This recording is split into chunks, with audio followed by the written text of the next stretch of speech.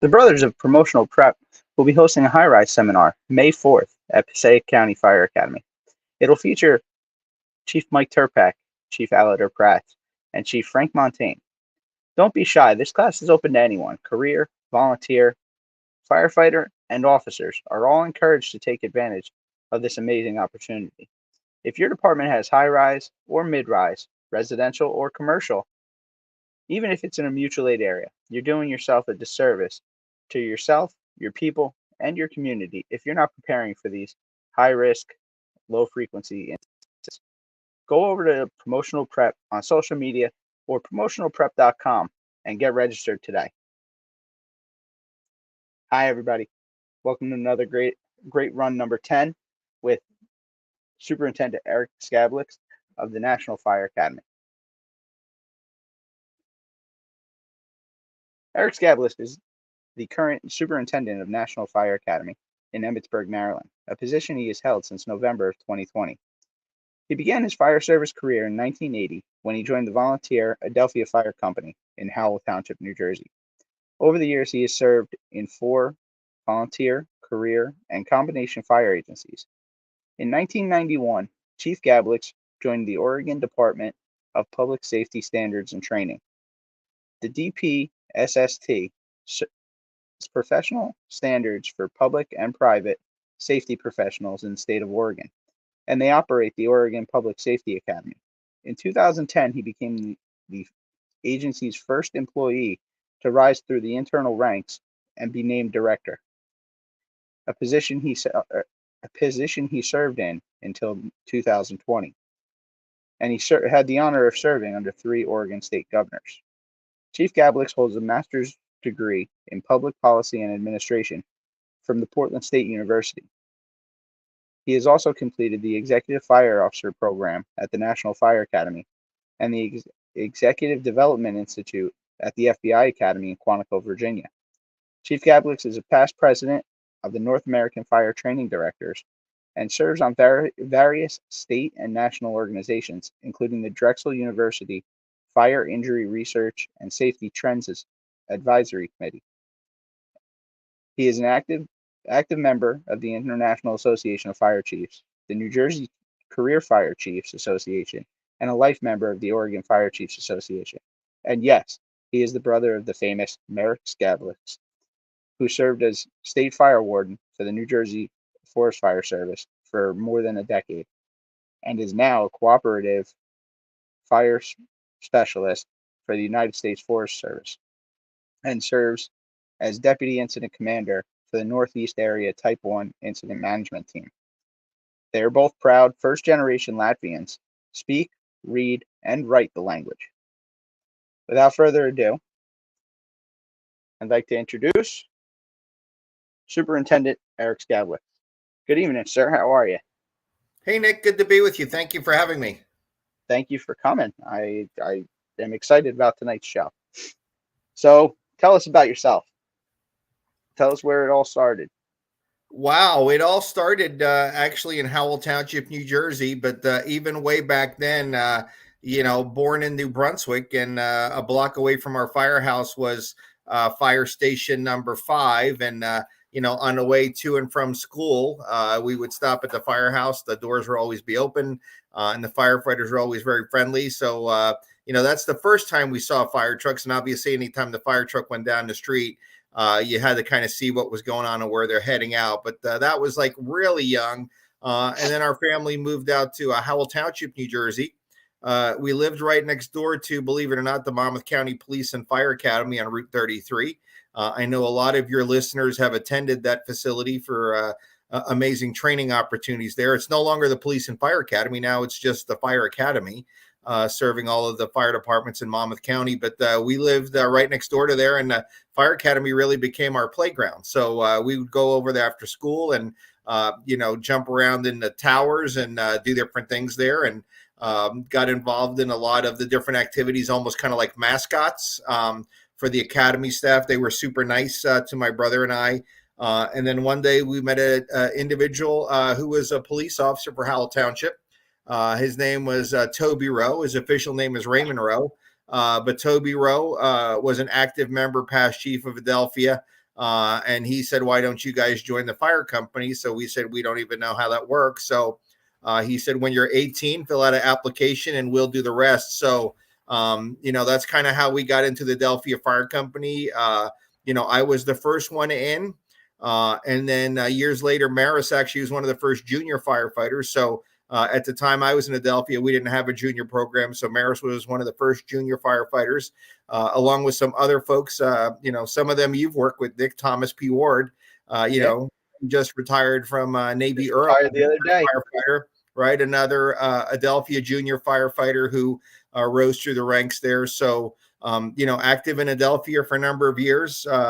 Met the love of my life at Rutgers University, and there was a decision to make because she was from Oregon and I was from New Jersey, and either she moves east or I move west. So I ended up moving west to Oregon. Realized if I was going to be in the fire service in Oregon, I'd also have to get my EMT certification. So I got that done and started looking at some departments in the Portland area, Tualatin Valley, and ended up actually going to work for the state as the 911 training coordinator. So they had a position that was open. None of the fire departments were hiring at the time. They were all full. So I went to work for the state and set up the 911 training and certification program. And then that led to a number of other opportunities with the Department of Public Safety, including being the state fire training director and then eventually the director of the agency. So I'm the first one to rise through the ranks of the department to be the director. As you mentioned, I served under 3 governors. Yeah. We had about a $65 million budget, more than 200 full-time employees, 300 part-time employees. And we provided training to all the police officers, all the corrections officers in the state for basic, the same with 911 operators. And then our fire programs were both on and off campus. So much like New Jersey, Oregon, 80% of the fire service was volunteer. So we had to take classes out to them. The rest were career. So we supported their efforts, but just a great ride there. And then also served with Tualatin Valley Fire and Rescue for a number of years as a captain out of the Tualatin station, and then Wilsonville on a truck company. Tualatin was on a squad, and then ended up moving to Dallas, a rural community just outside of Salem, where I was working for the state, and joined the volunteer fire department there. That's where I really got to see EMS in a different light, because Dallas Fire was a unique structure because the fire chief was also the EMS chief, but fire and EMS were not together. So they were considered, EMS was a third service, a fee for service. So while the fire chief oversaw EMS provision, the EMT paramedics were not members of the fire department. So they were members of the EMS department. So 2 separate departments there. Volunteers. When I joined Dallas as a volunteer, they had 70 members that were volunteers. In fact, you couldn't get in unless somebody left. So that's how full they were. They protected a community of about 18,000, but then they had a contract with a fire district around the city that served another 150 square miles. So it was a big area for the fire department and also for the ambulance. So that was the whole ambulance service area. So I was with Dallas for more than 20 years as a volunteer. Also rose through the ranks in Dallas to become the deputy chief. But as the deputy chief, we also covered duty weekends. So a volunteer officer would be on from Friday at 6 p.m. until 6 a.m. Monday morning. So you were the first out for any call from home. So you had the chief's buggy and you were the first responder. So, there were times that we got tapped out for calls that I was responding code 3 for 45 minutes to get to another part of the district. So also got to see, EMS firsthand as far as what they could do. Because when you're 45 minutes away from the hospital, you're truly providing pre-hospital care. Yeah. So as the duty chief, I oversaw the paramedic EMT on duty also.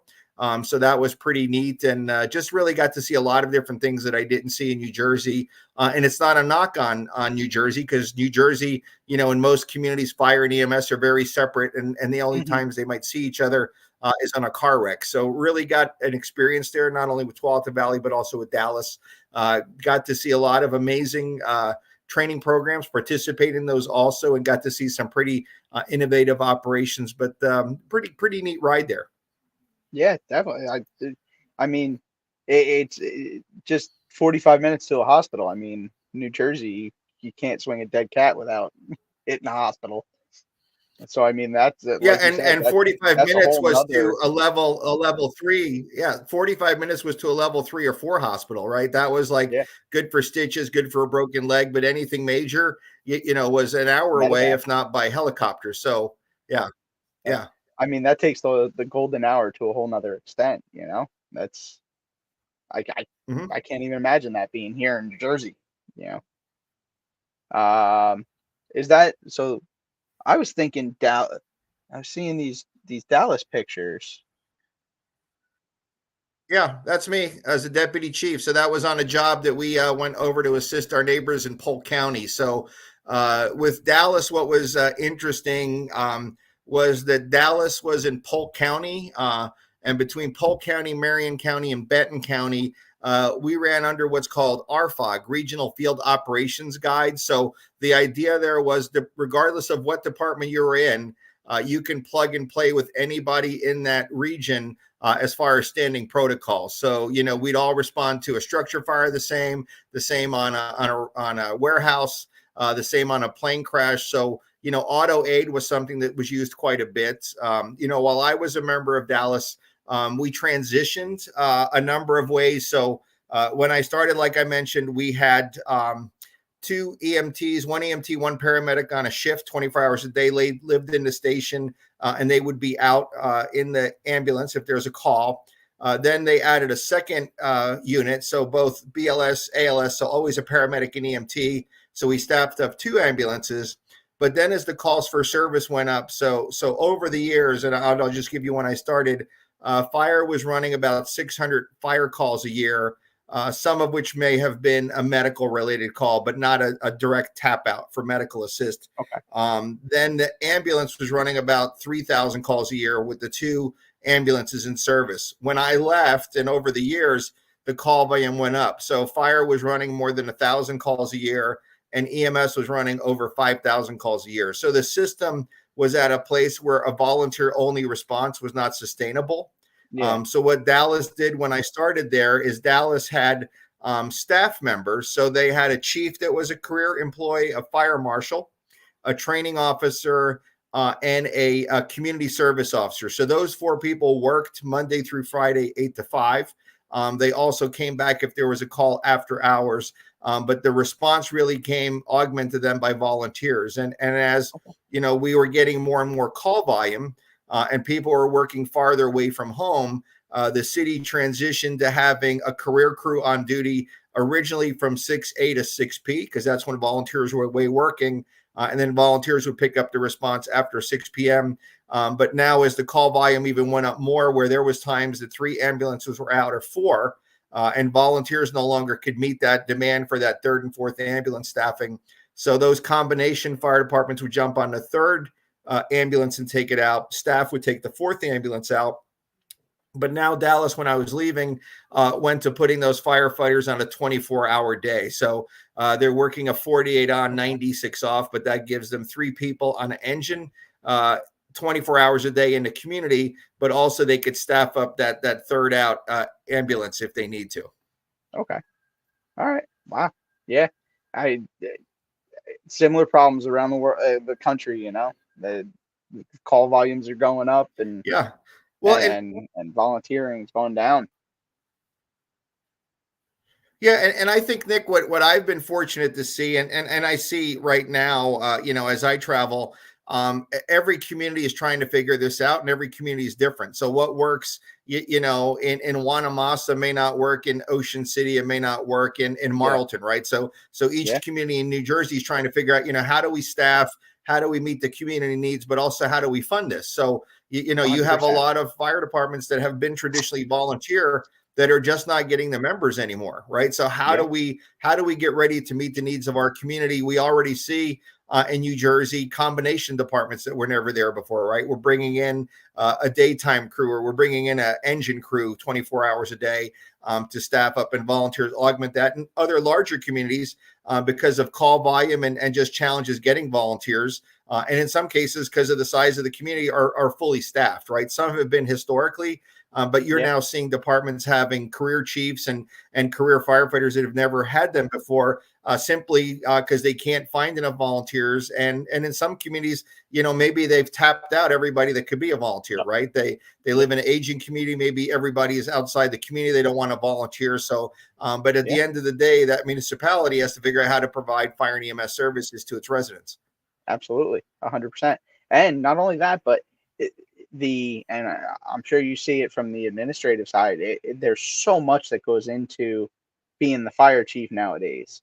It's not like, like stories I've heard from back in the day where, oh yeah, you had a couple fires a year, you had a few alarm calls a year, and you submitted your annual report of how many calls you went on and how many times the trucks went out, and that was it. There's a lot that goes into it now, and it's being a fire chief's a full-time job. And yeah, and it's a great question because, the fire chief is not the chief firefighter. And what I mean by that is the fire chief is the person responsible for the organization. So policies, procedures, complying with occupational safety standards. What are we doing for medical screenings, cancer screenings for our members? What are we doing for mental health services for our members? Vehicle replacement. What's our strategic plan for vehicle replacement? Is everybody meeting their training standards? Are we reporting their training to the state? Are we meeting those standards, right? It's, vehicle maintenance. So if you think of what it takes to run a fire department, it's not just going to call. I would bet you most people listening and most of the people that have been on here, because I know a lot of your chiefs that have participated, going to calls is cool. And everybody likes doing that. But that's a small part of the job, right? You're running a multi-million-dollar operation. When you look at a new engine being roughly $1 million, when you look at a new ladder being $2 million, you're not going to get there by selling hot dogs or having a pancake breakfast, right? So as that fire chief, you have to work with your community, your governing board, and figure out what's the plan for us to not only purchase the equipment, but also to maintain it. And then how do we replace it down the road? Because nothing is getting cheaper. And how do I justify it?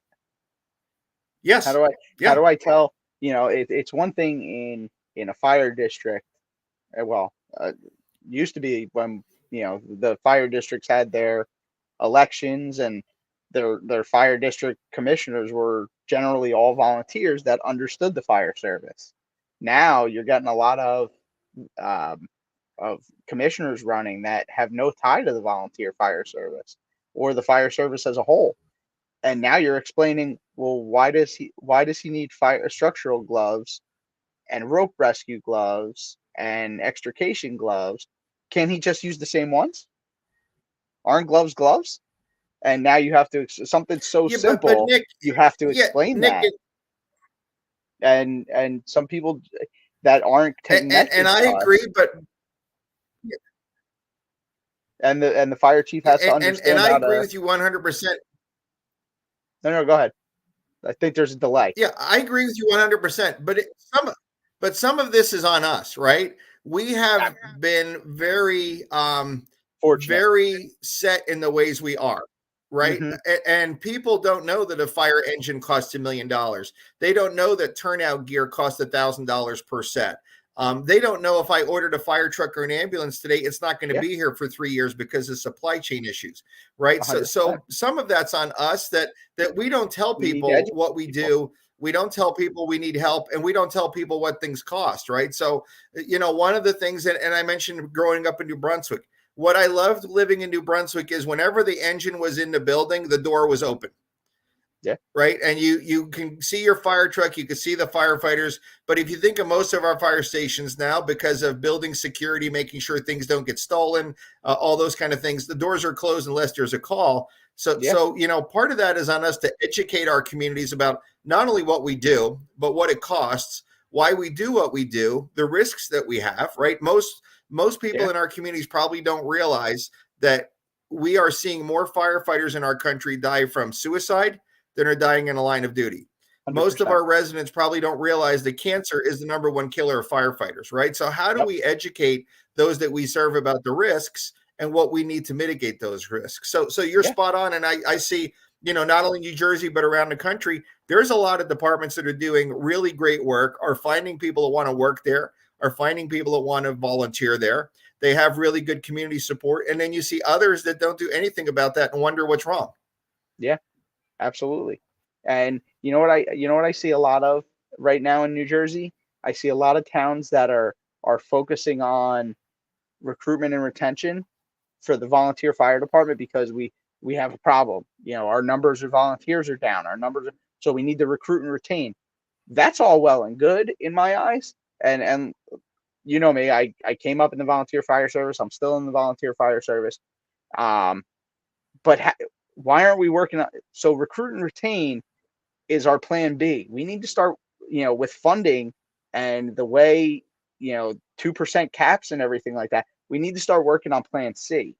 And Mhm. that's, maybe hire a driver, maybe hire a fire officer, maybe hire a couple guys this year, and start building those because 2% isn't getting you, what do anything really. I mean, especially when you're talking about four is one, and I need four guys around the clock. That means I need at least two shifts. That means I need, and I see a lot of focus on recruitment and retention and not, hey, let's recruitment and retention is great, but let's start moving towards something else. Because, and I don't know if you're familiar with Chief John Yar from Lakewood. Yes, in Lakewood Township. He's doing great things showing using the statistical and historical data of the town to show that, hey, this town's doubling in size every year or whatever. I think it was a quarter of the size or doubling in size Yeah. every decade. Yep. Every decade. And you're looking at a town it's probably one of the top 5 in size. And then you Mhm. look at the between size, population density and area. I believe they're number 3 in the state of New Jersey, and they have one engine company and one ladder company. These guys are getting beat up, Mhm. Yeah, and and but you put a lot out there, Nick, and let me kind of break it up. So let's start with recruitment and retention, and let's split those in half because they're two different issues, right? One is recruiting, getting people to become Mhm, part of your organization. So whether your career volunteer combination are people signing up, what's working, what's not to get people in. So there's programs now that didn't exist many years ago. LOSAP, length of yeah, service awards program, right there. There's other communities giving tax breaks. So I'm in Pennsylvania. Pennsylvania now will give you a discount on your property tax if you're an active volunteer meeting so much percentage. Maryland on your income tax, if you're a volunteer meeting a certain requirement, gives you, I think, $6,000 off the top off of your income taxes for oh being a wow, volunteer, not just a firefighting volunteer, but even an administrative volunteer, right? That's oh doing the wow, paperwork, doing the books. So there's communities doing innovative things to get people in. But then the yeah, question is retention. We work hard to get somebody in, but are we keeping them? So yes, what I've always said is you work really hard to bring in a firefighter, you send them through the fire academy, you bring them back, and nobody wants to talk to them because they're not a member, they're brand new, so they sit in a corner, and eventually they don't come back, right? yeah. So that Well, retention I piece, or why are people leaving? so like I'm also involved with the National Volunteer Fire Council, and I read a statistic Yep. maybe about 6 months, a year ago, that the average career expectancy, if you will, of a volunteer that joins today is approximately 5 to 9 years. So like you think about that Mhm. like you said, break when I'm talking to politicians, when you're talking to politicians, it comes down to dollars and cents. So now you're talking about that large Yeah. investment, $5,000 for a full set of turnout gear, and 5 to 9 years. That's not even the life expectancy of the turnout gear. Yeah, And and the other part, yeah. Well, let me add the other part. So we talk recruitment or retention. We could talk about that all night. But the other part gets into what kind of fire department, what kind of fire district am I? And really, you have to go down and look at your standards of cover, right? How Mhm, many fire service leaders want to have that candid discussion with their elected officials, whether it's a board of fire commissioners, a borough council, to say, what? We have 3 fire engines in the station, but we can only staff one of those Monday through Friday, 8 to 5, and we can't do anything more than this without calling for help. So how many people are willing to have that discussion to say, you know what, we have a fire department, but we have a problem. We don't have enough people to do what you think we can do. Can we cover a car fire? Yes. Can we do this? Absolutely. But on a structure fire, on a larger fire where you're going to need more hands on deck, that's where that standard of cover comes in. And, a lot of departments, let's focus on bread and butter. Let's be firefighters. But we want to make things exciting for our members. So, let's start a water rescue team. Let's start a technical rescue team, which makes sense. But then that's another thing that you have to support and sustain. So that standards of cover is really a fire department through its leadership team looking internally and saying, what kind of a fire department are we? What can we do 24 hours a day? And how do we share that with our community so that if, they see other fire trucks in our town, they understand why? Yeah, 100%. I know a fire chief, and I won't get into any names or any localities or anything like that. Fine. Who, now I'm going back 10 years, 12 years now. And he saw this problem in his organization, volunteer fire department. He saw the problem. He reached out to a community next door and he said, "Hey, can I ask of you to get an engine automatically, auto aid, dispatched into my town?" Absolutely, chief, whatever you need from the neighboring town. The night before this was supposed to go into effect at 6 o'clock in the morning the next day, he's called down to the commissioners meeting and he is told, "You will absolutely reverse this order or we are suspending you." He goes, "What?" He goes, "I can't get an engine on the road." He goes, "What am I supposed to do?" He goes, "I'm asking for help." He goes, your job as the commissioners, my job as the fire chief is to provide fire protection. I'm not getting the truck on the road anymore during the day. He goes, "So I'm getting a guaranteed engine coming." No, that's an embarrassment. Cancel it right now. Call county communications and cancel that order right now or you're suspended. And he looked at the fire district lawyer and he said, "Please record this." He goes, "Because if somebody gets hurt or killed or somebody sues because a house burns down, I did what I could and I was told not to." And he did what they told him to do. And fortunately, nobody was hurt or killed. And I think Nick, the pride and tradition we have is great. 100%. Yeah, and the pride and tradition is great until you can't deliver the service, right? So at the end of the day, the fire department was established, and if you go back into many communities, not just in New Jersey but across the country, there was usually a fire department created because there was an issue. There was a fire and they didn't have a fire department, so they started one, right? So as our communities have grown, we have more people to serve. You mentioned Lakewood Township. There's a number of other places in New Jersey that have grown leaps and bounds, right? So as those communities grow and the calls for service grow, the community expectations grow, those leaders have to have those bold discussions with their elected officials to say, this is what we can honestly provide today.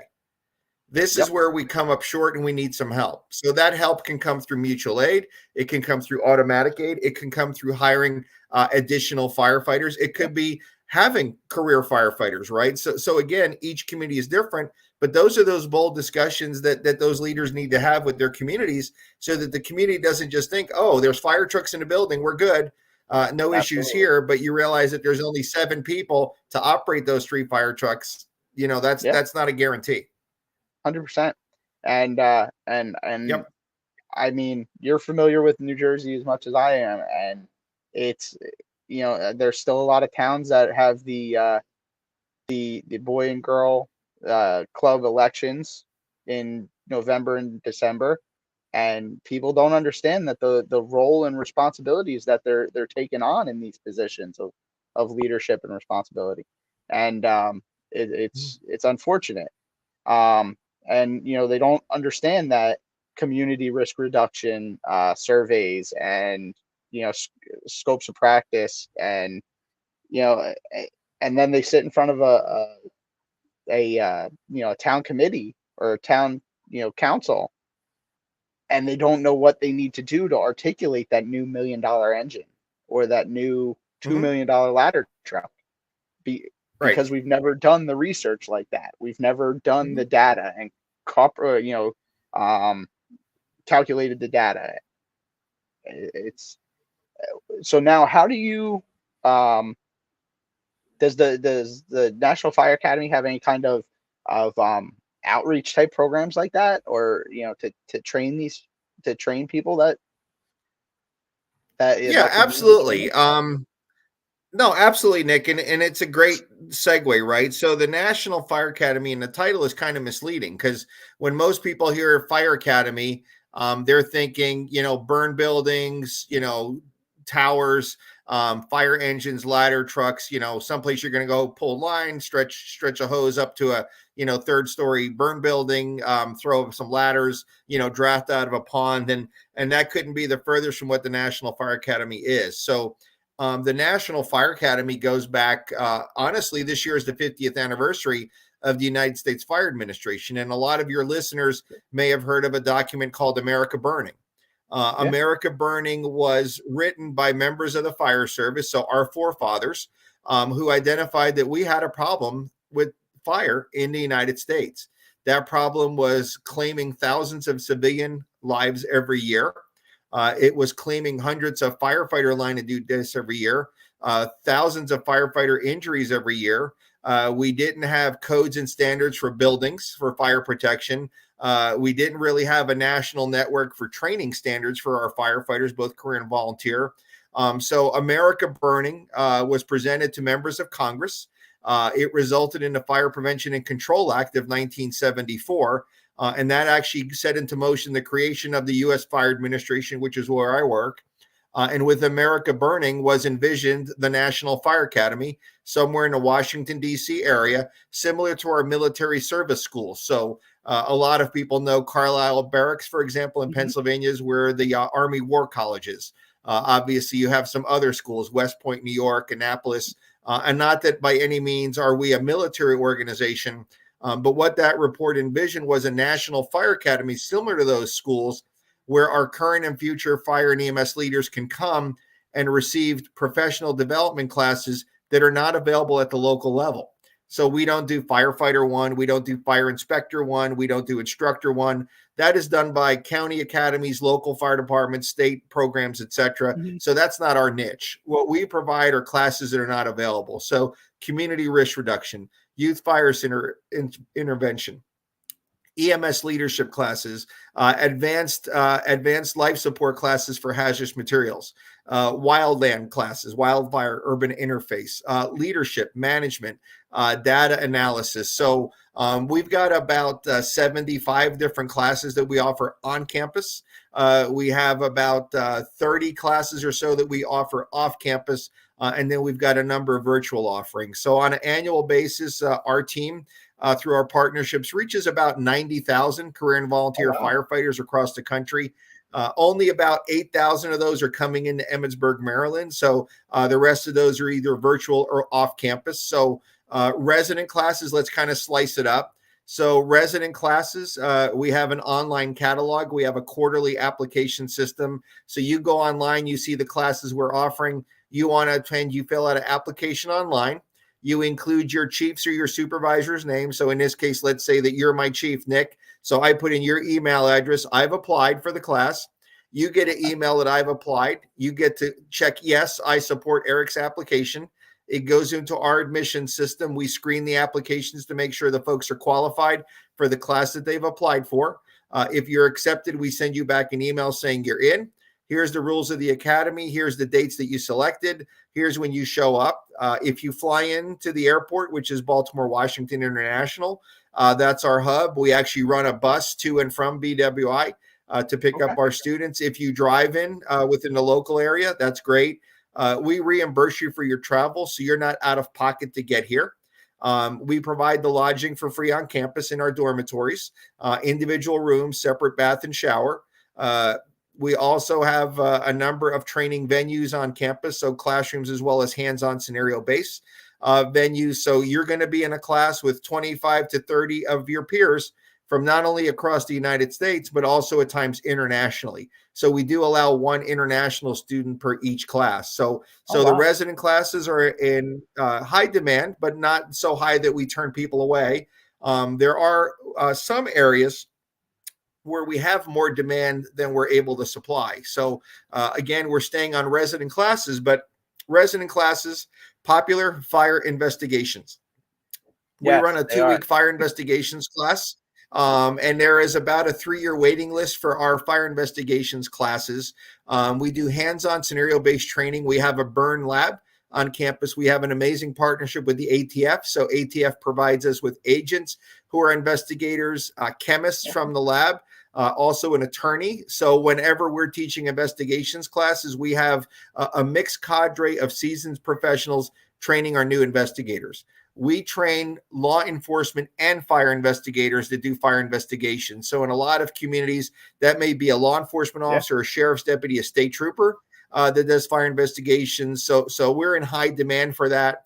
And why we have a backlog is not only we only have so much money to do so many things, but we only have one burn facility on campus. So we have a 12-cell facility. Two of those are a multi-cell. So in the multi-cell, we will set both sides of it up identical, except for where the ventilation, where the door is. So that allows our students to see the impact that ventilation has on fire flow. The others are, think of single like apartments. So block buildings, we furnish them from top to bottom, just like a house. So we're going to put in sheetrock, we're going to put in carpeting, we're going to put in furniture, and then we're going to light them on fire the week before the students arrive, because they're going to be digging through that scene for the next 2 weeks and make their presentation as part of graduation. And then when they're done, we strip it all out again, and then we do it all over again. So that footprint is where we have the backlog. Plus, it's a really popular class.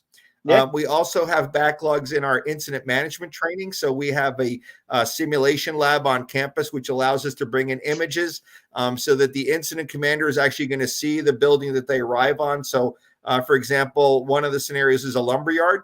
So they're going to get to see a 360-degree view when they arrive of the lumberyard, and that fire is going to grow or go down based on their actions or inaction. So in the lumberyard, there are times that the wind kicks up, and all of a sudden now we have embers heading toward the interface area where it's taking off into a brush fire, and it's heading toward a subdivision. So we really want to create really good incident managers by giving them scenario-based training. So we have some backlogs there.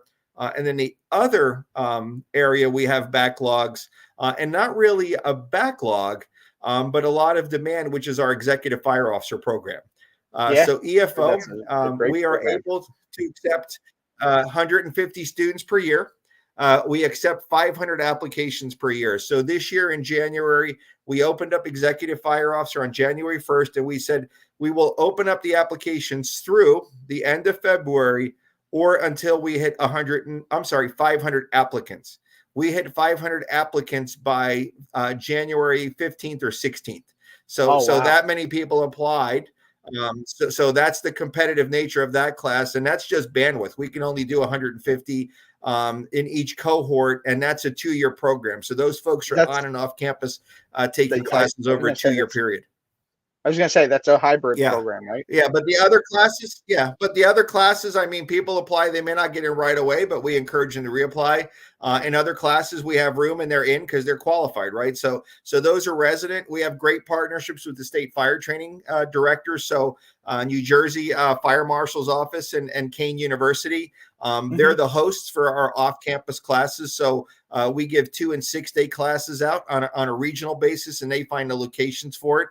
What's also unique with New Jersey, really just being 3 hours away, we host New Jersey weekend. So, coming up in June. So take a look at it. But, through Kane University, New Jersey Fire Marshal's office, you'll see applications for New Jersey weekend at the NFA. We're offering a number of 2-day classes for career and volunteer firefighters to come and get information.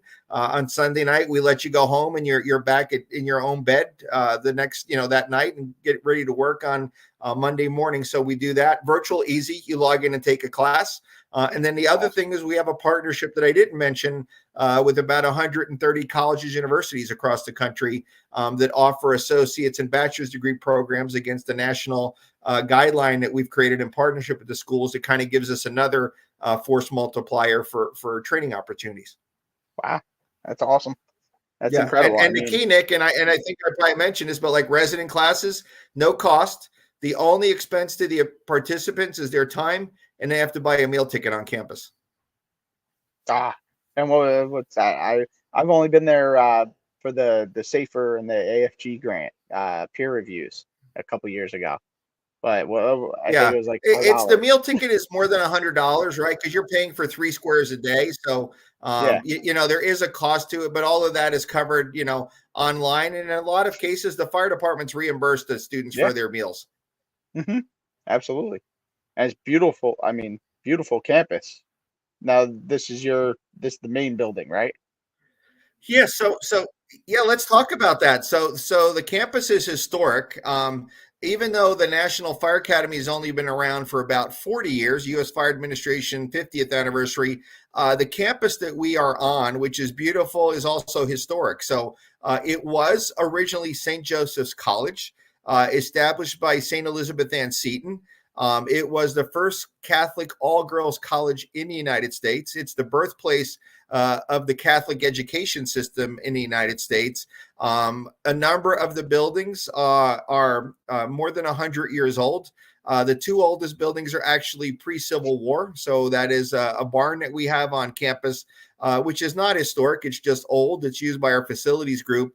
But the other one is historic both in the past and currently, is the chapel. So the chapel on campus, and I didn't mention this, but we're 15 minutes south of Gettysburg, Pennsylvania. During the battle in Gettysburg during the Civil War, the Army of the Potomac actually stayed on our campus. So they were at St. Joseph's College before the battle in Gettysburg. After the battle in Gettysburg, the sisters treated the injured from the north and south, and the chapel was actually made into a field hospital. So historic in many ways in the past. When it became the National Fire Academy, the chapel became the National Fallen Firefighters Chapel.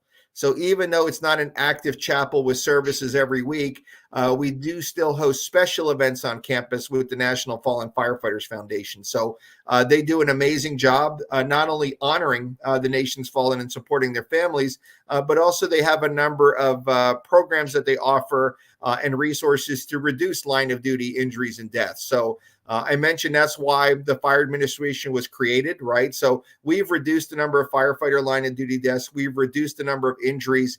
But still this year, in the first weekend in May, 225, I believe, names are going to be added to the National Memorial.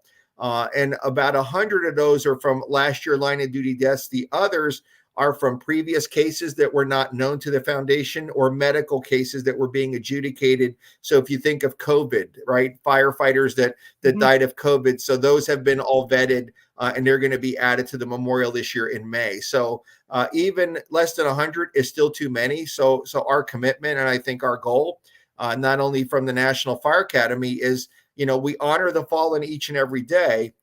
And how we also do that is by learning from how those individuals died. How did those men and women died? And what can we do differently from not just a training standpoint, but also leadership, incident management, equipment, all those different things that when you look at the NIOSH reports after a firefighter fatality, these are recommendations, right? So we embed those different things in our classes. And what we say is that there's nothing we could do to bring those people back, but let's learn lessons that we can implement that can help mitigate and reduce the number of firefighter injuries and deaths. Absolutely. Absolutely. And here's a picture of, well, part of the beautiful memorials there on the grounds of the NFA. Yeah, and what I would say, Nick, for your listeners is that if people are in the Gettysburg area, they're more than welcome to come visit the memorials anytime. So they don't need a reservation to come on campus. They just need to pull up to our welcome center and say, look, I'm here to see the memorials, and they'll be given a pass. They can't go inside any buildings, but our campus is beautiful. It's historic. We're honored to have the National Fallen Firefighters Memorial there. that you just see. That was dedicated during President Reagan's term of office. And also on the campus. So with that picture up, if you look at the bronze panels there, those are panels for each year that recognize the firefighters that were added in, for example, 2001, 2002, et cetera, with one exception. On the right-hand side, there's a panel now added for members of the New York City Fire Department who have died from the response to the World Trade Center. So all of us, especially in the New Jersey region, know the impact that the World Trade Center had on the fire service in New Jersey, New York, Connecticut, and honestly, the fire service across the United States and the nation. And what the foundation wanted to make sure is that not only the 343 that died that day are honored there, but knowing that we had responders there that became ill from their response, a way to add them all together on the memorial. So that panel actually gets names added. And sadly, last year in December, the number of New York City firefighters who have died from 9/11 related illness and injury has exceeded the 343 that died on 9/11. So all of those firefighters are honored together. They work together. They are honored together on the memorial. So I mentioned from Ronald Reagan on, everybody's in that national memorial. So the question that the National Fallen Firefighters Foundation had is, okay, what do we do about all of those who died before?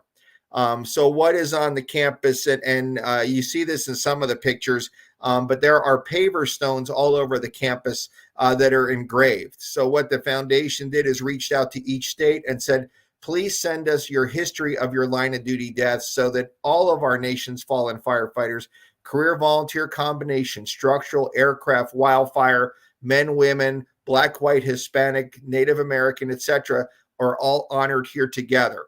So what they did is state by state, they list the line of duty deaths before the National Memorial was created. So that way, all of our brothers and sisters are in that Memorial Plaza together. And if you think about our nation's history, right, if you go back and look at the fire service 25 years ago and our apparatus and our equipment, go back 50 years ago, go back 75 years ago, the line of duty deaths on campus tie in with that history. You know, we have people honored on the Walk of Honor that died in the late, middle 1800s when they pulled a horse-drawn wagon, when they went with a horse-drawn wagon and they fell off and were run over by the horses, right, going to a fire. We have firefighters that are honored because they were pulling a hand-drawn wagon and had a heart attack. So if you look at, the history of our fire service, it's told there on campus. The other thing that's told there on campus are a lot of our significant incidents that we've had happen. You look at Granite Mountain, the hot shots that passed away, they're all honored there. You look at, for example, Prescott, Arizona, they are all honored there. You look at, for example, in North Jersey, when we had the building collapse up in Hackensack, those firefighters are all honored there as a group. So it tells the story of our nation's history, and it also tells the sacrifices that men and women have made protecting our communities. So it's very historic and truly beautiful. Absolutely, it's gorgeous. I had the as I said, I had the fortune to be there and catch it, the beautiful spring sunrise right behind it. And it was beautiful. I can't find the picture. I was trying to load it just now while we were talking. But yeah, so is there anything that the National Fire Academy is working on that coming down the pipe? Yeah, so we are always working on staying current and relevant for those we serve. So our mission 100% is to serve state, local, tribal, and territorial fire and EMS providers. So career volunteer doesn't matter, but making sure that our programs are current and relevant. So for the National Fire Academy, we're always updating our classes to make sure they're current and relevant. We're always creating new classes. So I'll mention something that's near and dear to you, fire investigation. Over the last 2 years, we've added an electrical lab on campus where the investigators coming are actually pulling wiring and learning electricity from, if you will, the ground level all the way up. So that's a hands-on lab we have. Also in fire investigation, we added an evidence collection scenario. Okay. So we have a training venue now where people that are collecting evidence come and do that for fire scenes. So we have some mannequins out there that are bodies. We have guns out there. We have things that have been burned on fire. But collecting that evidence, documenting it, and doing all those things that are so important to make sure that the case that's presented is pristine, right? We don't want to make sure that if we dig out a floor, that we're putting in the back of our car. We want to make sure we're collecting it at can, it's sealed, it's clean, it's sent by the lab, so we don't have a contaminated sample. And you know the importance of that. So fire investigations has had a lot of growth. We're working with ATF right now on a new class for our fire investigators, along with Western Carolina University. So we're working on a fatal fire class, working with their organization. So that discussion is actively happening. On the fire response side of our shop, working on a partnership with International Association of Firefighters. So the IAFF has developed a course called Responding to the Interface. So that is specifically for structural firefighters who respond to the wildland urban interface, and a class that we're going to do with them, which is a trainer that we're going to push out through our state pipeline. So, you know, we can come to New Jersey, we can go to Illinois, we can go to Oklahoma, have the state host us and bring fire instructors together there, and have the IAFF hand off that curriculum in a trainer manner. So that's a class that's getting ready to go. Also on wildfire, we're working with this. If you need any wildfire advice, I know a guy. I know a guy who's really good. Yeah, I know that guy too. He's super busy, but you know, it's a nice segue. 2 new classes, one in design, but one we just did, and I'll stay with the investigators part. But one of the things that we identified was a gap with our structural wildfire, our structural investigators that have wildfire or interface areas in your community, but have never been able to access the training to do wildfire investigations. So we have a partnership now with the U.S. Forest Service and the Cal Fire, and we have done what's known as the FI 210 wildfire investigation class twice in California for structural fire investigators. So both police and fire investigators have taken that training. They have subject matter experts that know their craft backward forth. They've provided that training to our students. Instead of bringing those students to Emmitsburg, we went to where the training venues are in California. So we stipend in the students. We also covered their lodging while they're there. They, of course, had to cover their meals. They had to cover a rental car, but they were able to get training to fill that gap so that, you know, if there's a wildfire, an interface fire in your community, and they don't have a state resource to do that investigation, now their investigators get that training. We're doing the same thing with fire investigation in new class, fire as a weapon. I don't think it'll surprise anybody, but what we're seeing in today's day and age is people are using fire as a weapon. We're seeing fire set against houses of worship. We're seeing fire set against government organizations, medical facilities, and a lot of other things that get into that criminal element. So we want to make sure that those first responders know what that is and know how to address it, but just as important, who to call and get help. So that's a new 2-day class that we've piloted once with really good success, and are going to do a second time. One of the folks that has Jersey roots that helped us with that class, and I'll just give a shout out, Barry Grimm, who's a retired detective from Middletown Township, was one of the folks that helped us develop that class. He's super. There you go. You've even got a picture. Barry's been Barry with us for many, many years. I've known Barry a very, very long time. They came up. Yep, past president of International Arson Investigators and a passion for training, right? So Barry helped design that class. Yeah. Yeah. Some other classes. We have a new 2-day class on diversity, equity, inclusion for the fire service. So getting people to understand what that is and how to do it right. We've got a lot of other things going on. I think that one, if I could jump to another area though, I'll talk to our partners at the U.S. Fire Administration, but a big change coming up, and you mentioned this earlier, is data, right? How do we collect our fire reports and how do we tell our community and our elected officials what we're doing? A lot of people have heard of NFIRS, National Fire Incident Reporting System, but that system is going to go away next year. So we're replacing that with something new and improved called NERIS, National Emergency Response Information System. Yep. So we need something that's more agile, that allows you to get information at your fingertips. It's still going to be your report, but you're going to have a lot more analytics tools than you've had in the past. And we really need to make what we're doing now more user friendly.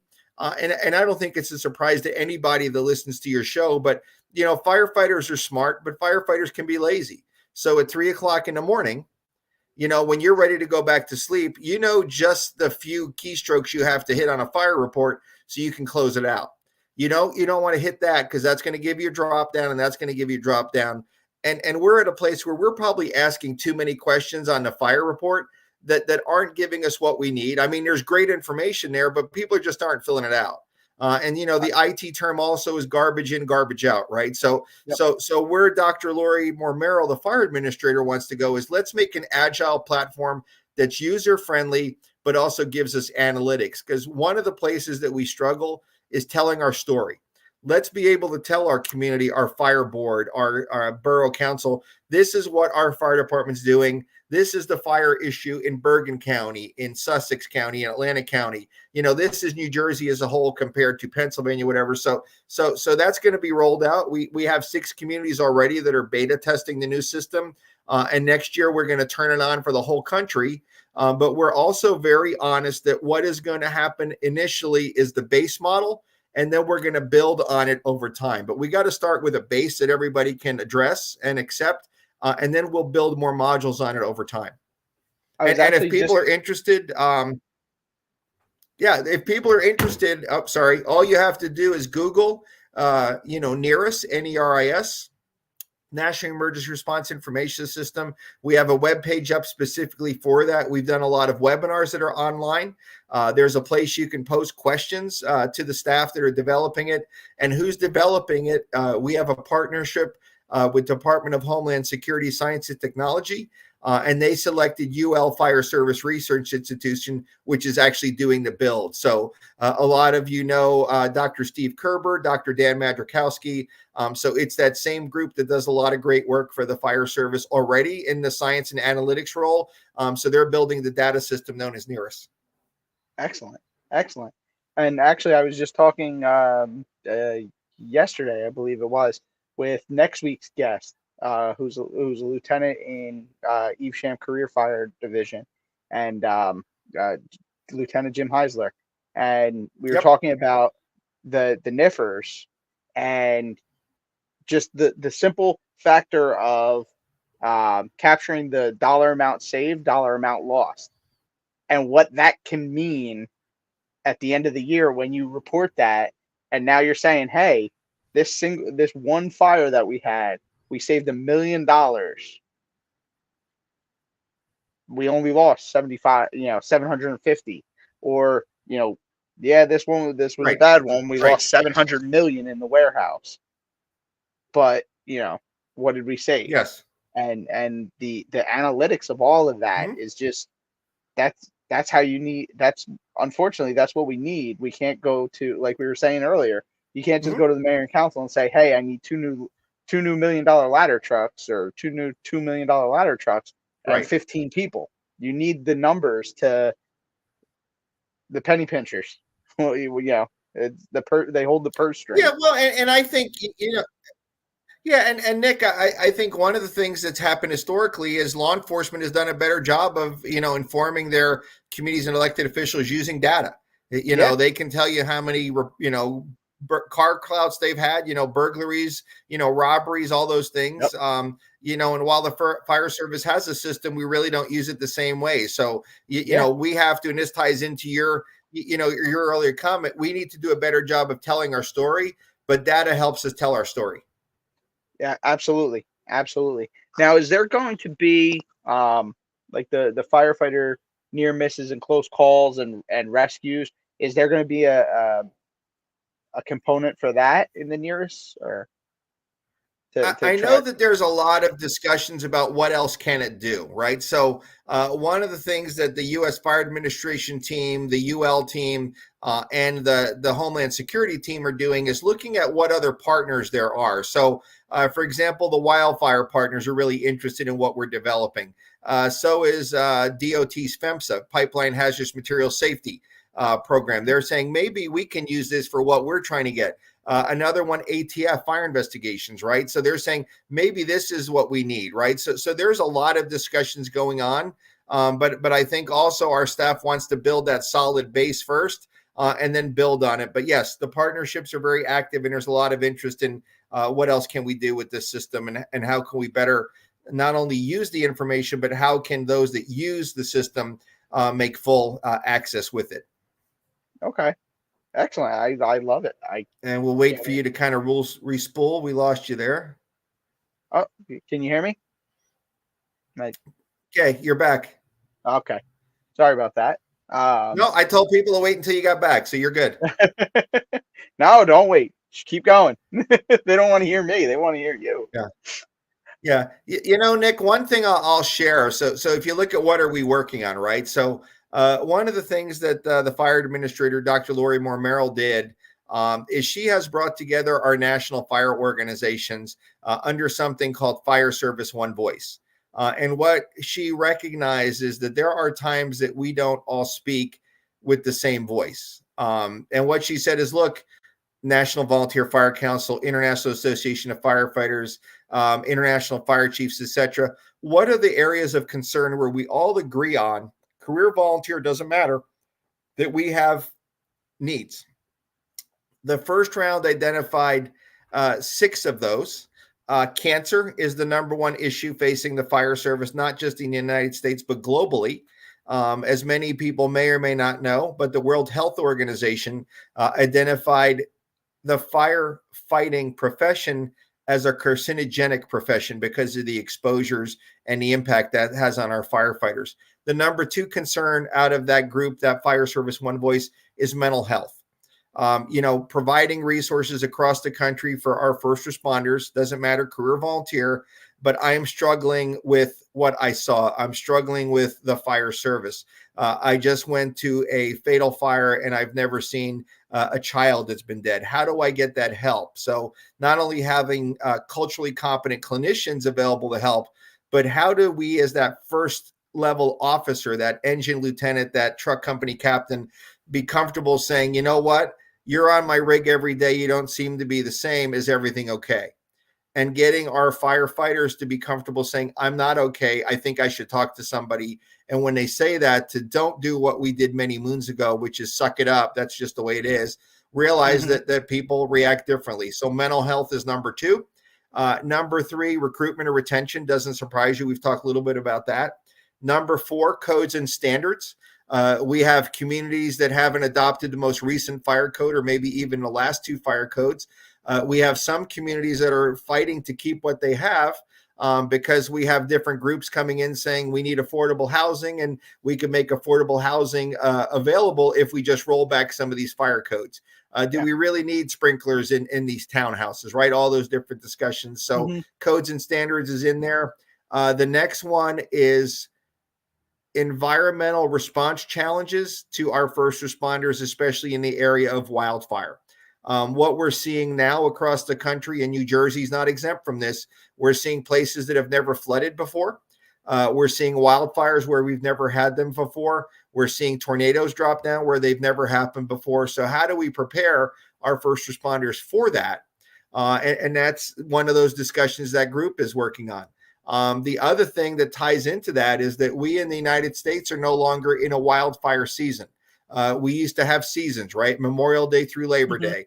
But now if you look at the country, we are in a year-round wildfire posture in the United States. So while New Jersey may be Memorial Day through Labor Day, right? Or maybe early, late spring, you just had major wildfires in Virginia just a few weeks ago. You had major fires in Louisiana a few months ago. Texas had wildfires. So we really have a national wildfire issue. And what our focus is to make sure that those structural folks in that interface are not only trained, but also equipped for what they're going to be dealing with. So that's that next bucket within the summit. The next one is equity with law enforcement. And the discussion there is that our brothers and sisters in blue and green and gray, whatever uniform they wear, have access to a lot of federal funds to help support their local activities. While that issue is not under the U.S. Fire Administration, it is important to Fire Service One Voice, and Congressional Fire Service Institute is leading that. And it's not to take away from law enforcement what they get, but to let our elected officials know that the fire service has just as many needs for funding that we don't have access to. And we're really Absolutely. fortunate for the U.S. Fire Administration, for the NFA. We're fortunate for the SAFER grants, for the AFG grants. But what you know from sitting on a grant review panel, there are more requests for need than there's money to go around, right? So how do we make our elected officials, both locally, on the state level, on the federal level, aware that we have needs for more finances? So those are those issues there that they're working on. Your listeners, all they have to do is Google U.S. Fire Administrator Summit. All the proceedings are online there. They could actually watch the webinar of all the discussions that were happening. And each of those has a work group that is assigned to it that is bringing in, if you will, the subject matter experts and the practitioners that's going to be reporting back to the fire administrator in October when she hosts the third summit. So again, just something people may not be aware of, and take a look and see how that impacts your local communities. That last one, that was the Fire Administration Summit? Yeah, U.S. Fire Administrator Summit. Okay, excellent. And the official title is U.S. Fire Administrator Summit on Fire Prevention and Control. But just Google it, and it'll all come right up to you. Yeah. Excellent. I'm going to, after in the morning, I'm going to post some of these put in links on. Awesome. Yeah. Yeah. That way the viewers can, because what's been happening I found with the show is people are watching it, and then more people are watching it within 2, 3, 4 days a week. It's getting a lot more views over the week time frame. And so if I have these links in the comments section, then all right. So what else would you like? So, a few other things we haven't talked about, Nick. You know, we have a library on our campus. A lot of young folks don't know what a library is, right? But, you know, we have the largest fire and emergency management library in the world. We have over 100,000 publications in stock on fire, EMS, emergency management issues, books, periodicals, research reports. 90% of our library has been digitized. So that means if you're looking for something, we've scanned it. We could send it to you as a PDF. There's no cost for you to use our library. It's a research library. So just go online and either give us a call or shoot us an email. And then also we have our work group within the USFA and our prevention group, which is doing a really bang up job on issues such as lithium ion batteries, public education materials. So we have a lot of information. All people have to do is go to the webpage and they can find it. And I find from my research and being a fire geek, if you will, that you guys you're not, you know, you're associated with the IAAI, the IAFF, you know, the Congress of Fire Service Institute, you know, all these organizations come together at the NFA and at the U.S. Fire Administration, you know, umbrella, and really are working together to promote the grants and to promote the refunding of these grants annually, because they're always under the chopping block, because as you said, without the analytics you can't justify the funding. And the police officers, law enforcement, they're just better at analytics. That's what they do. Every report, they got to document all of that stuff. I mean, so it all comes together at the NFL, and I was fortunate enough to have a firsthand account of that, you know, doing the peer reviews and going through these and reading, you know, some of the hard times I see in New Jersey with funding and stuff like that are completely, you know, are nothing compared to some of these. I feel bad saying it because they're, you know, brothers in the fire service. They're Americans, but it's almost like third world problems that they're having, you know, where they're still, like you said before, still funding fire engines with pancake breakfasts and, you know, and bingo nights. And, you know, it's scary that it's still a thing out there. And we're very fortunate enough in New Jersey to have what we have. So, all right. So, are you still active as a firefighter at all, or no? I am not able to be active in my current role. So, because of my position within the U.S. Fire Administration, I have to remain neutral, right? So, The Oh, okay. concern would be if I was a member of a fire department, would I be giving them information on grants or different things like that, right? Oh, So I'm actually not okay. able to be an active member of a fire department right now. Oh, wow. I didn't realize that. That's, I mean, I completely understand that being who I work for and how particular they are, but I can absolutely. That's what that I never would have thought that though. So Mhm. now Yep. let's get into some of these pictures. Here you are Yep. So that's my with brother other. Maris. In the center is our good friend Frank Lieb from the New York City Fire Department, who has done an amazing job sharing safety and health information on what they're doing. So that's when he was the chief of training. So just a super great guy. And that was at the Congressional Fire Service Institute last year in Washington, D.C. Oh, okay. I'm actually trying to get a couple days off to attend this year. And then Mhm. That's here's your Maris, brother. myself, and then his son, my godson Alexander. So that was, I believe, last year at the Fire Expo in Harrisburg, Pennsylvania. So U.S. Fire Administration Fire Academy had a booth there, so they came over for the day and checked everything out. Second generation fireman, maybe? I'm not sure. He's dabbling. He's focused on college right now. His interest is in, well, he loves roller coasters for starters and amusement parks, but he is really big on marketing, media kind of things. So I don't know if he'll be in the fire service or not. He's dabbled a little bit, but he hasn't joined a fire company yet. Okay. All right. That's my wife and I. So that's in front of the ladder in Dallas, where I was the deputy chief. So that's on the night of my retirement from them when we were moving to Maryland. Oh, very nice. And my wife is Kelly. We've been together for more than 30 years. So Oh, congrats. We got that's the that. same. What's Oh, this is a great one. what So is with the this was donkeys? at, well, they are actually beer burros. Okay. So this was at the International Fire Chiefs Conference in Texas, and they had a Western night gathering with obviously barbecue, which is what they're known for. But they had a local company that rents out beer burros.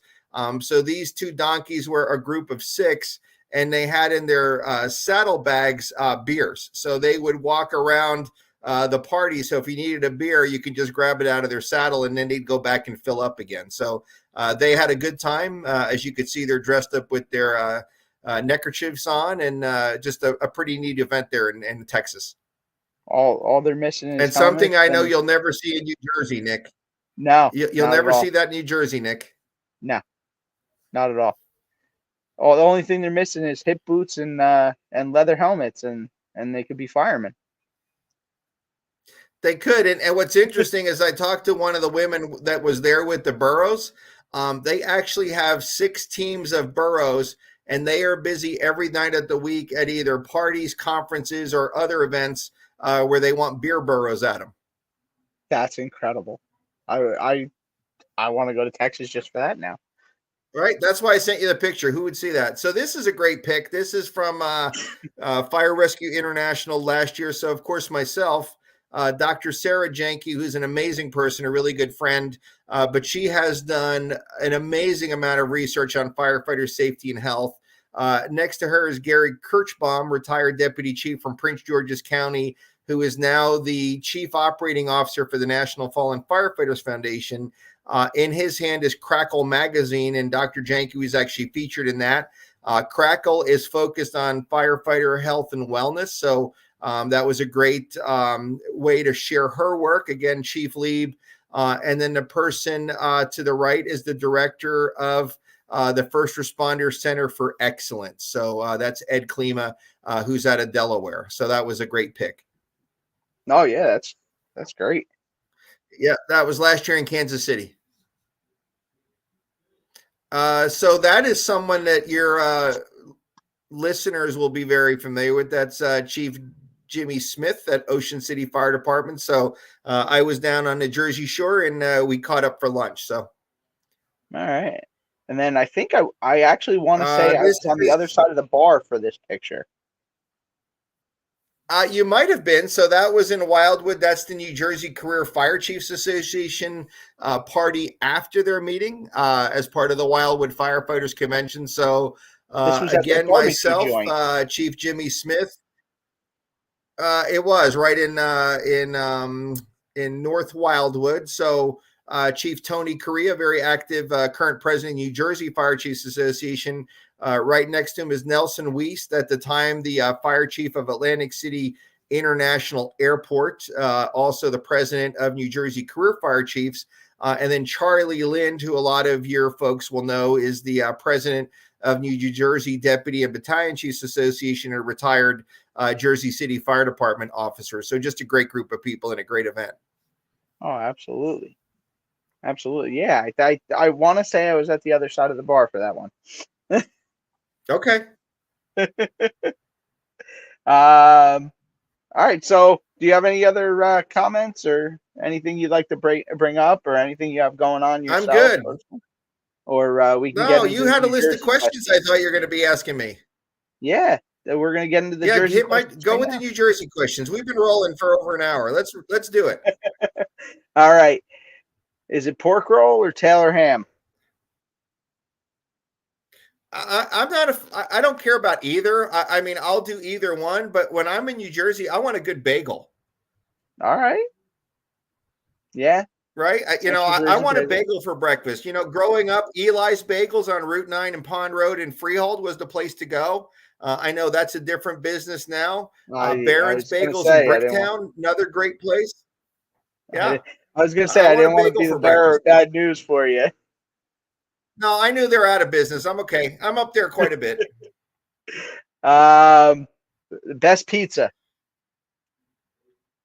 Best pizza for me is right near the Adelphia Firehouse, and that's Vinny's Pizza, Route 524, right there, about a mile away from the Adelphia Fire Station, 19-2 main building.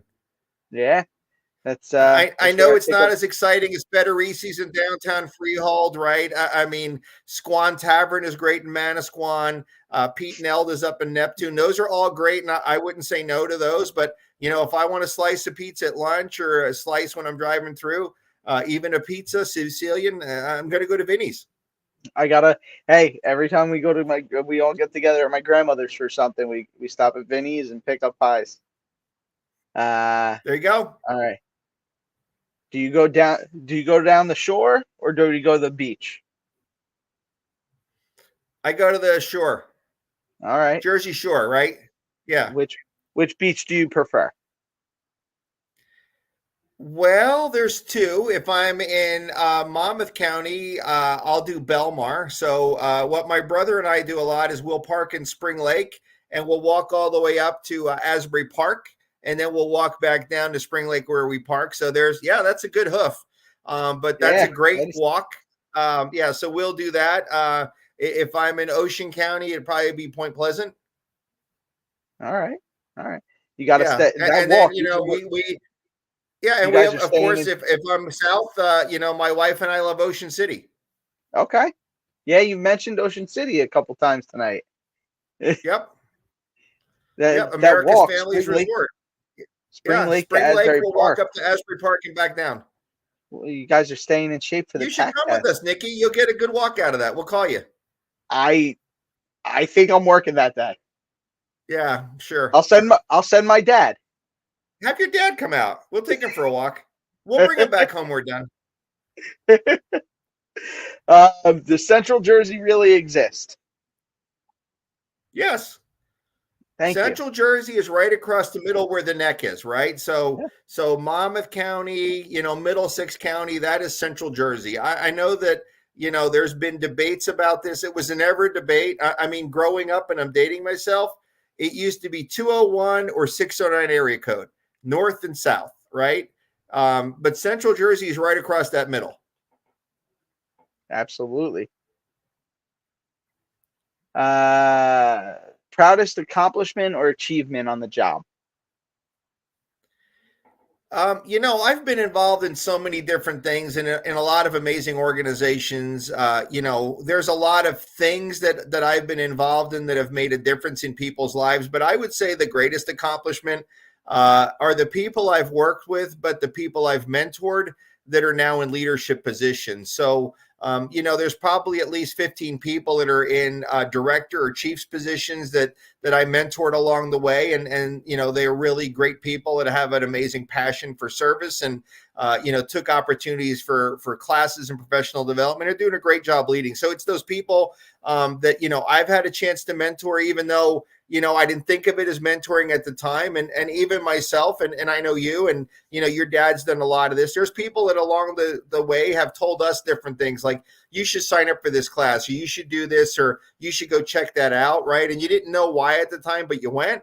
And then you're glad you went, but then later on in your career, you go, now I get it, right? There's a connection here, and it's worked out well. So I would say it's the people that I've worked with and the people that I've mentored. It's not the stuff, right? It's not building a new training facility. It's not a new project, but it's the people and what those people are able to accomplish.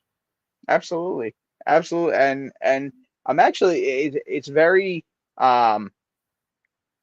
it humbling. I don't know if is the word, but I'm finding that's the kind of the core response of the people I've had on the show so far, and it says a lot about um I I hope the character of those that I surround myself with, because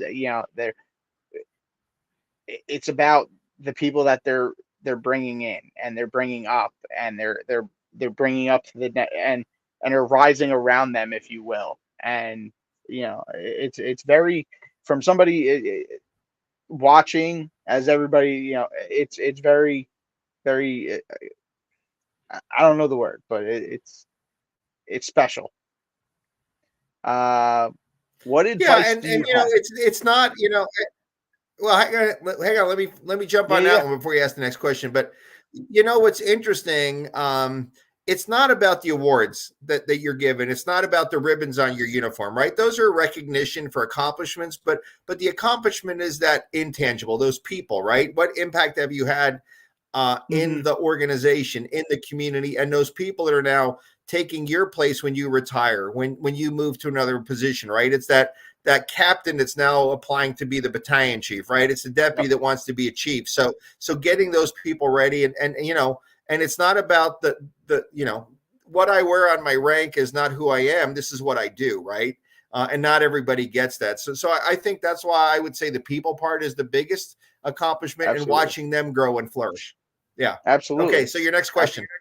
Yeah. Our last question is, what advice? Well, second to last question. I have another one after this. What advice do you have for the fire service? Future generations, past, present. I would say we should be proud of our tradition, but we shouldn't let that stop us from moving forward, right? So we can honor the things that we've done in the past, but let's not make those an anchor so that we don't change what we need to change to be more effective, to be safer, to be innovative. So there are so many changes happening in the world, in our country, in technology, in the fire service, and we're going to have to learn how to change as things change. We're doing things that we've never been asked to do.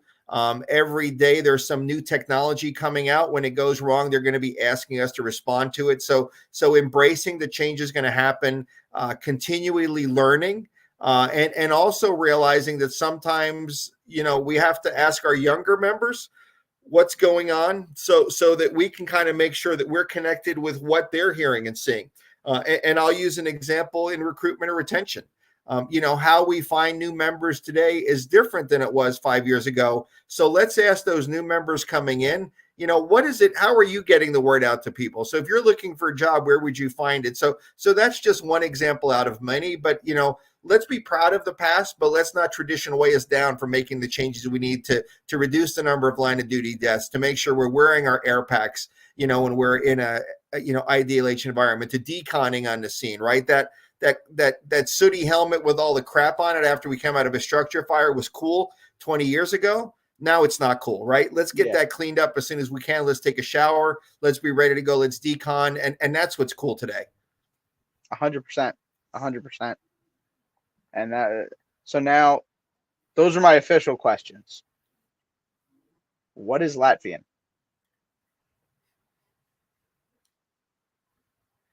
So Latvian, great question. Latvia is one of the three Baltic states. So Latvia, Lithuania, Estonia. My parents both were born and raised in Latvia, so it's in Europe. My parents would tell me, my mom would tell the story that she remembered the U.S. Army Jeep coming up to their house in Latvia, knocking on the door and saying, "You have to leave. The war is coming this way." World War II. The Russians were heading into Latvia, and they said, "Pack whatever you can, and we're going to pick you up tomorrow, and you're leaving here." And they never went back. So my mom and her family went to Germany, where they lived in an immigrant camp. My dad and his family did something similar. My mom and dad didn't know each other at the time, but then they all came over to the United States by being sponsored by somebody. So my mom's family was sponsored by the Lutheran Church in New York. So that's how they came to the United States. And then my dad actually came over before the rest of his family. He was sponsored to be to work on a farm in West Virginia. So he was sponsored to be a laborer. So about a year after my dad was here, he received a notice from the U.S. government. It said, "Congratulations, you've been drafted to serve in the United States military." He became a citizen by being in the military, and he went to the Korean War. So both my parents grew up. My dad was a little older, so he went to college at Rutgers based on the GI Bill. My mom actually graduated high school in New Brunswick. So, they are the story of the American dream, right? They came here to flee communism. My brother, sister, and I, we all also went to Latvian school, so we could read, write, and speak Latvian. So we're very proud of being Latvian. It's pretty neat. So that's what Latvian's all about. Absolutely. I mean, I always drove past right next The to the Fire Latvian Society Academy. on Route 33. Yes. Yeah. Yes. Yeah. And I always wondered what is it? What is Latvian? Yeah. And Yeah. so I figure I'd take the opportunity and not only educate myself but our listeners. And I mean, absolutely. really, that is, I have to say, your brother and you are the epitome of the American dream. First generation, and you've risen to high status in your field of work at the national level, both of you. I mean, well, we've been very fortunate, right? And thank you, right? But we were given opportunities, and we obviously continued our professional growth through taking classes and different experiences. But one of the things that my parents really stressed to all of us is, we came to America to flee communism, right? We came here because America opened its arms and brought us here, and people in America helped us. So you should help others, right? So, all three of us, we're working for the public sector. So we've all been state employees. Now, my brother and I are federal employees, but we are in the work of helping others, and we've been very blessed, but we don't take what we have for granted, right? Because one of the things that we know is that we have people around the country that don't have a roof over their head. They don't have food in their refrigerator. They don't have a job. They don't have any benefits. And we have those things, right? We know that there's kids on Friday that are getting their backpacks filled with food so they can eat through the weekend so they don't starve and come back Monday and get lunch again. So we're very fortunate. So how do we give to others? How do we basically embrace the opportunities that my parents were given? They learned English when they came here. Like I said, my mom went to high school. My dad went to college here in the U.S., but nothing was given to them, right? People were here to help, but it was not a handout. It was a hand up, right? So we're very fortunate with what we've done. And now we're at a place where we give back. So, sharing our experiences, our culture is important.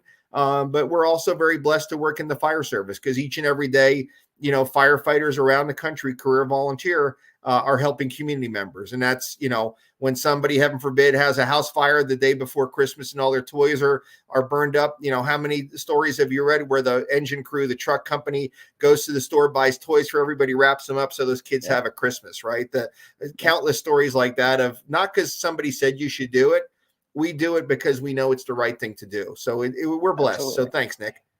Absolutely. No. Thank you. All right. Do you have anything left in closing you want to say, or any shout outs you'd like to say to anybody? Hellos or? Well, I mean, I could give a list of shout outs for my friends in New Jersey, but I know we only Please. have so much time.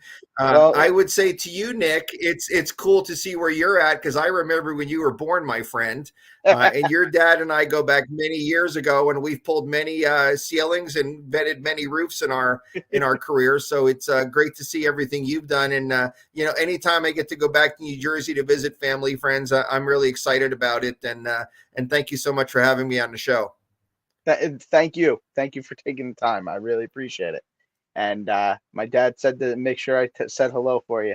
Also, Good. Jason Howlett, Chris Pujat have been listening tonight, so they're sending love for you. Well, and Jason Howlett is Mr. Adelphia, so I don't know if you know that, Nick, but Mr. Adelphia. he does it all. I mean, Oh, yeah, Jason is Mr. Adelphia, softball, bowling, firefighters Olympics. He does it all. he is. All right.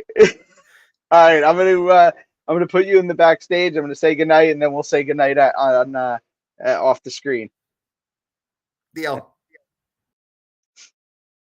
All right, everybody. That wraps up run number 24-10 with Superintendent Eriks Gabliks of the National Fire Academy. Don't forget to join us next to like and subscribe to NJ Fire Guys podcast. Also, next week, join us for Lieutenant Jim Heisler of the Evesham Fire Rescue. Have a great night, everybody. Stay safe.